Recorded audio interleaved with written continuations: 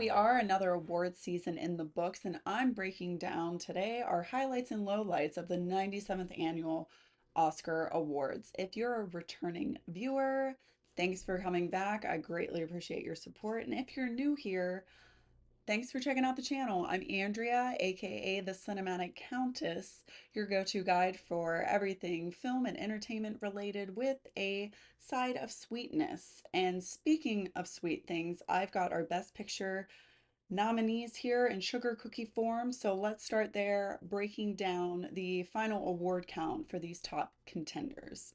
Starting at the bottom, taking home 0 awards, were The Nickel Boys and A Complete Unknown, with the latter there competing for a total of 8 categories and coming up Zippo. Definitely not a great night there for The Complete Unknown. Next, my favorite film of 2024, The Substance, unfortunately only won one of its 5 awards that it was competing for last night, and that ended up being hair and makeup. Certainly well deserved, but I really wish The Substance got to take home more last night. Also, only walking away with one was Conclave, which was a front runner for Best Picture heading into Oscar night. Conclave ended up only walking away with Best Adapted Screenplay.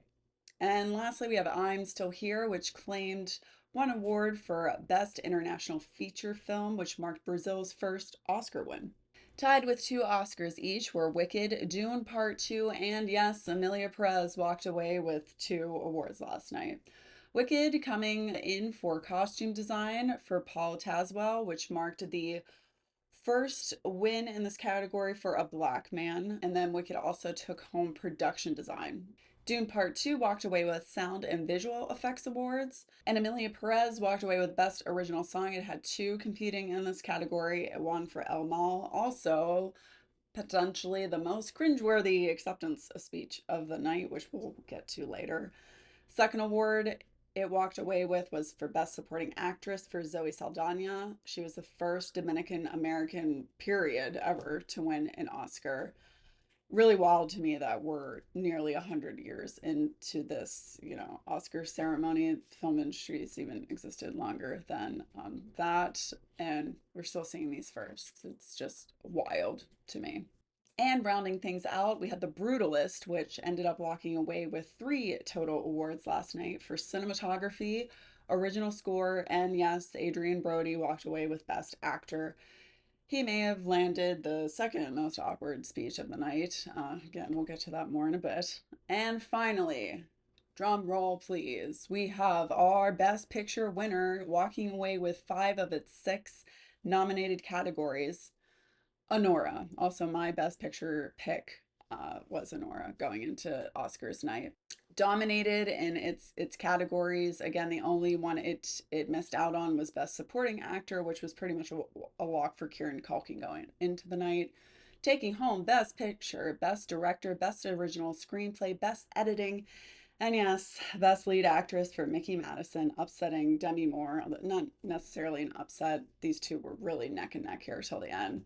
I'm just, again, with my love for The Substance and really loving Demi Moore's performance in that film, I was sad that she didn't pull this off and we didn't have another win in there for The Substance, but I really can't be mad with seeing Mickey Madison win this here. She was great in it. Honestly, Mickey was the heart of Honora. Without her, I don't think this film would have worked as well. And Sean Baker, during his Best Director speech, even noted as much, with Quentin Tarantino being on stage to give him that award, thanking Quentin for casting Mickey Madison in his film Once Upon a Time in Hollywood, because that put Mickey on Sean's radar there and ended up leading to him eventually casting Mickey in this lead role in Honora. So there you have it. Sean Baker also making Oscar history here, taking home 4 total Oscars for Best Director, Best Original Screenplay, Film Editing,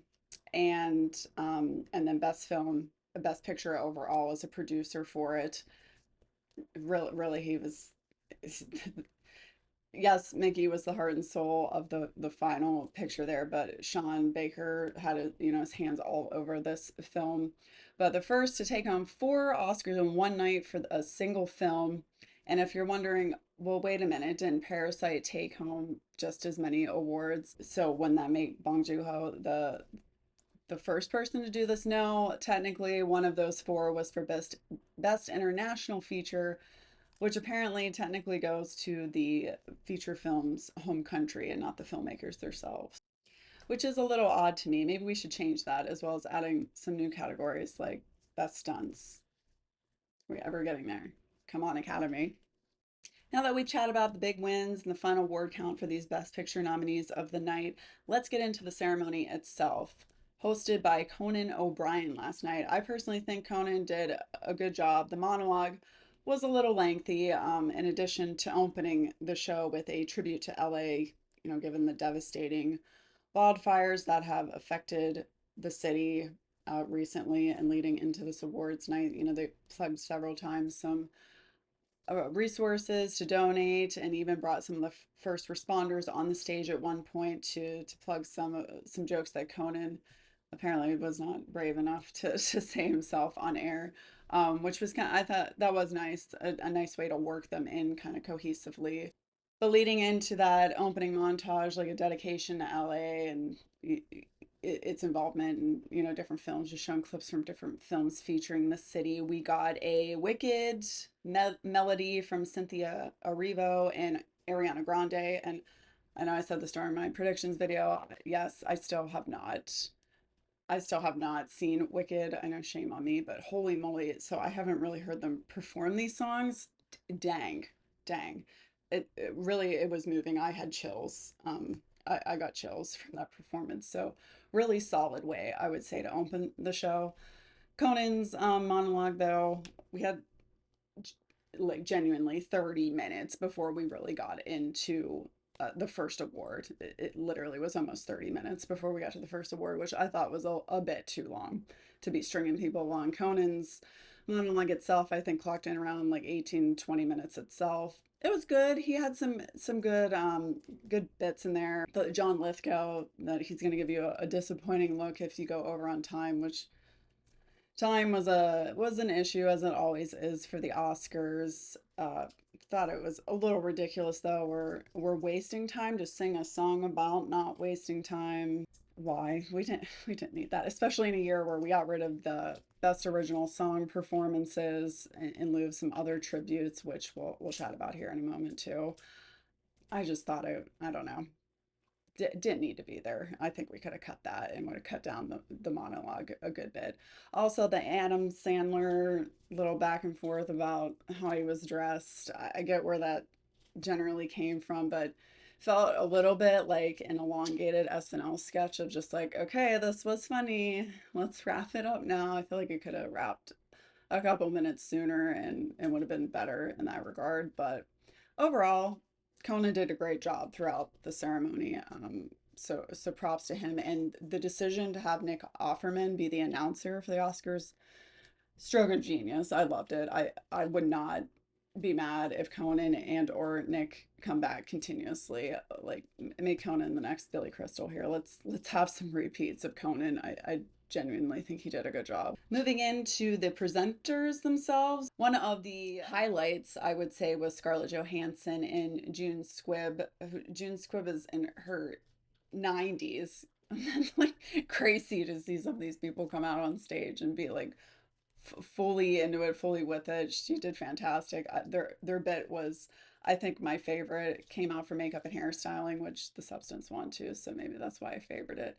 But June Squibb joking that she's actually Bill Skarsgård, just in makeup done up as June Squibb, and then Scarlett Johansson saying that she's actually being played at the moment by Andy Serkis. I I just thought that was fun, clever bit, especially given Bill Skarsgård's performance in Nosferatu this year, where he completely disappeared in that role. Also, another highlight I think was Ben Stiller. He came out for production design. They had a bit where the stage, kept moving, so he wasn't quite able to get up on stage and be seen while presenting it. Just they did a fairly good job, I think, of fitting, what category they were presenting this year, and whatever little bit they came up with. They weren't disconnected as they sometimes are. So I did enjoy that, and he fully completely committed to it, which sold it. And then for most unexpected presenter, I will say, was Mick Jagger. I don't know, it just seemed incredibly random, who came out to present the award for Best Original Song.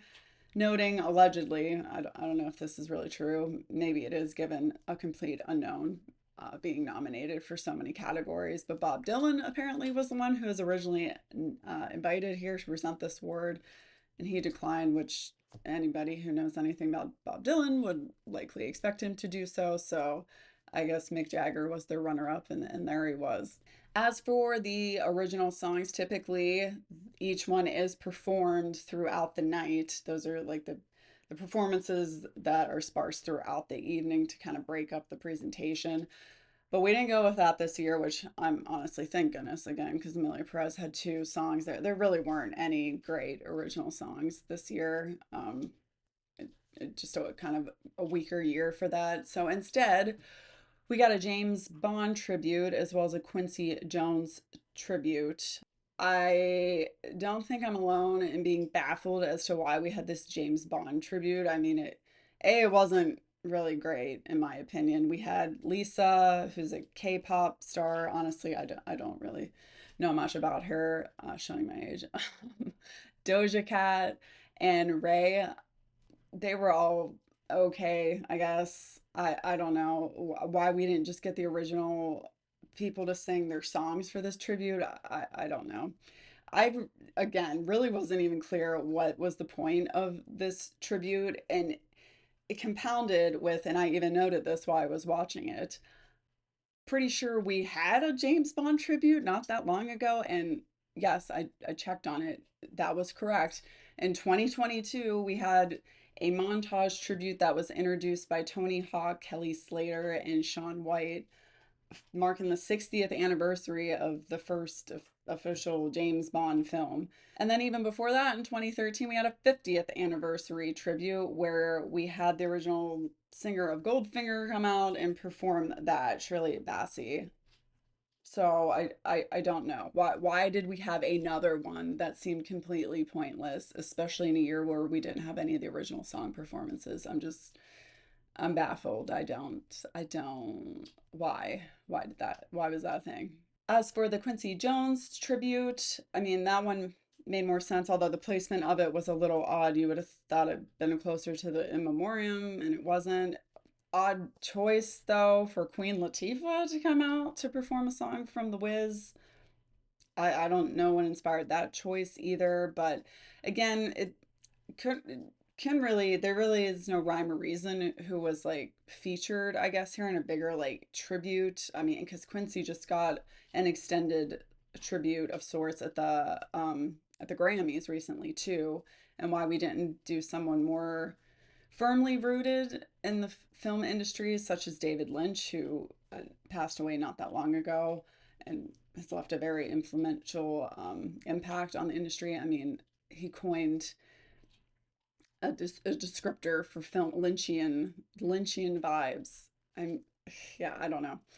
The in memoriam segment in general, though, I know that can be really hit or miss. I actually think they did a good job with it this year. I seem to be a little bit in the minority. A lot of people appear to have not liked the song choice, which I will say was more on the depressing side than some like uplifting, let's remember them in in a good light, and just more like, yeah, be sad. These legends are all gone, including like James Earl Jones, again, David Lynch, lost Maggie Smith, um, Shelley Duvall, lost a lot of legends last year. It was actually really sad. And then Gene Hackman got a little bit of an extended introduction from Morgan Freeman, who he tragically was found dead along with his wife very recently. So that was a late addition to the in memoriam. But the presentation I liked. I liked that we didn't have a main performer to this, so that like your attention's being divided between the people that are showing and tributing, and then the performance going on. It was kept simple with a choir performance and then a highlight of the orchestra at one point. And I also like the pairing of the photos of the individuals we're remembering here, along with a clip from a relevant piece of one of their works that they were best known for. I did like that overall presentation. Maybe just the song choice didn't go over well with a lot of people. And lastly, here, just want to get into some speech highlights of the night. First, starting with Kieran Culkin, who took home the award for Best Supporting Actor as everyone was predicting, because he took home basically every award this entire award season for his role in A Real Pain, which, if you haven't seen that film, highly recommend it. It was one of the films I got to watch before Oscar night, and it is very good, worth your while. Started off things strong, dropping F bombs and getting the mute button immediately. And while I generally love Kieran, like I will watch anything he's in at this point, having first really discovered him in Succession. I don't know, this ongoing thing with calling his wife out and asking for more kids based on what awards he's winning is it's getting a little odd. Yeah, I don't know. Maybe we can be done with this bit, Kieran. I don't know. It's getting a little weird. Sticking with the acting categories for a moment, again, I mentioned Zoe Saldana took home for Best Supporting Actress, and then Mickey Madison took home for Best Actress. And I almost missed Mickey's big award moment here, as well as Best Picture, because of Hulu. I don't know. I have seen, I'm definitely not the only one, but Hulu's stream just cut out early, right? With Adrian, who we're getting to in a moment, and his longer speech. They just cut it right before the two biggest awards of the night that were probably the most unpredicted ones of the night, too. The biggest toss ups of the night. Infuriating. Thank goodness I have a digital antenna. I had a backup and was able to switch to that quickly, but that was super annoying. But Mickey and Zoe's speeches, Zoe definitely got emotional in hers, as I guess has been the case throughout her entire awards season. I haven't really seen many of her other acceptance speeches leading up to this, but definitely got emotional. A bit over the top, but I think it was warranted for, again, being the first American Dominican to win this award across any category at the Oscars. And then Mickey Madison, I think she genuinely was shocked a bit that she managed to take this home. It was just very reserved. Biggest surprise there was learning that she has a twin brother. I had no idea that she had a twin, so that was my biggest takeaway from her speech, actually.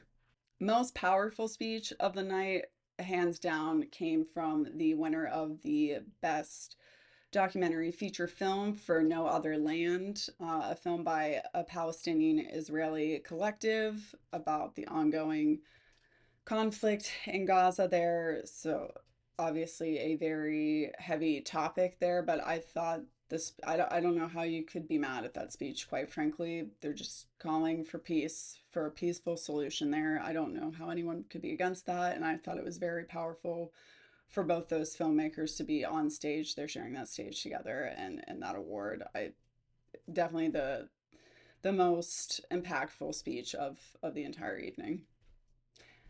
Most awkward speech of the night, hands down, goes to the Best Original Song winner, Amelia Perez. I'm just gonna cut to my live reaction to this because I don't think I can top it.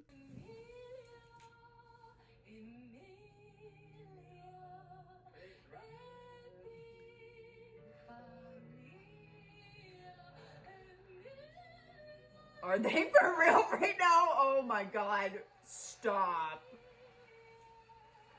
Get off the stage. Oh my gosh. That was by far one of the cringiest acceptance speeches I've ever seen at the Oscars. Holy moly. Read the room, people. Read that room. I mean, yikes. It was like they were completely oblivious to all the controversy surrounding their film, or maybe they were and they knew this might be the only shot that this team was going to have to be on the stage that night. So they tried to take up as much airtime as possible. I don't know, but yeah, a cringe to the max. Only to be followed up later by Adrian Brody's speech. I mean, before he even took the stage, it was a little odd with the all the kissing going on. I don't know that apparently that is his thing. The only thing I really know of Adrian Brody is he won previously for the pianist and had a like without Halle Berry being pre-informed of it, just landing a kiss on her, which she got revenge for on the red carpet this year, apparently. As she posted on her social media accounts about that. And by the way, I forgot to mention earlier, but oh my gosh, she looked fantastic in that James Bond tribute. My goodness, from the hair to that dress, I can't, she's almost 60. I hope I can, I don't even think I look that good now. But Adrian, I get, yeah, the kissing before he went up, and then he realized he had gum in his mouth, so he weirdly took it out and threw it at his, I don't know if this is his wife or girlfriend, fiance, threw it at her. Like, you kind of just hurry up and swallowed that or put it under your tongue or something. You had to like make the weirdest choice possible. I don't know. And it like started out okay. And again, I don't really know much about Adrian Brody, quite frankly. I don't know if I've ever seen a movie of his. I do want to see The Brutalist, though. That is not one I've seen yet. But that speech, I don't know, very, it came off as very self-indulgent and arrogant to me. The fact that he forced the orchestra to stop playing, I think twice, at least once, very forcefully saying like, "Don't worry, I know what I'm like. I've been here before. You can stop." Which, to me, more so went to the point of, yeah, you've given a speech like this before, so why don't you wrap it up? Dude, this is your second time getting to address this group like this, so let's wrap it up. And I'm wrapping up. Please, please, please, I'm wrapping up. I will wrap up. Please turn the music off. I've done this before. Thank you. Done this before. It's not my first rodeo, but I will be brief. I will not be egregious, I promise. And it was infuriating to me that he kept saying he was going to be brief every time that they were trying to play him off. And then he absolutely wasn't brief. I think I saw that it's estimated his speech clocked in at like 5 minutes and 30 seconds. Like, by far the longest speech of the night. Who knows? Might even be a record for the Oscars period. But yeah, and it only compounded with some of the other categories getting played off early. For instance, the winners for Dune Part 2 in the sound category, there were three gentlemen who went up there to accept it, and the third, and they were only maybe coming up on a minute from the first two guys speaking, and then they just completely cut them off. The other guy attempted to speak, and they just said, "No, get off the stage. We got to go to a commercial break." Like, yeah, I don't know. With some of these other things like running over long like that, it just rubs me the wrong way when some of these other folks don't even get to utter a single word, and then we let some of these other ones run on. But of all the speeches, again, I think best documentary feature film, by far the most powerful one of the night. But Sean Baker having to get up on stage multiple times to claim all of his words, I do appreciate that he was pretty succinct in most of them. I think because he knew he was getting up there multiple times. So I appreciate that. He was trying to keep it short, but his directing one, he went into a little bit more pleading for viewers to support local theaters, which I really did identify with. I know there's so many more important things, daunting things going on in the world today, but I really will be devastated if the movie theater going experience disappears. You can't get that immersive experience anywhere else. I don't care how good your home theater is without strangers of all walks of life being around you and reacting and engaging in the same content as you at once. It's simply not the same. So I really did love his impassioned speech about the theater going experience. So I transferred my whiteboard onto my official letterboxed Oscar ballot, and I didn't do too bad. I came in with 16 out of 23 total categories. I think if I wouldn't have let my love for the substance blind me, I would have been more like 18 out of 23. And I really I didn't see Honora having as big of a sweep as it did. Really thought Substance was going to have a chance in the original screenplay and best actress categories. But seeing Sean Baker's awards momentum all throughout this season really should have been a clear signal that they were going to be taking the full bag here Oscar night, which they did. So, what did you think about the 2025 Oscars? Any major snubs in any categories? How did you feel about Conan O'Brien being a host? Would you like to see him come back? Let me know in the comments. And don't forget to like and subscribe. I'll be heading to the movie theaters again here soon myself. So, stay tuned for additional reviews for upcoming releases here. And until then, take care.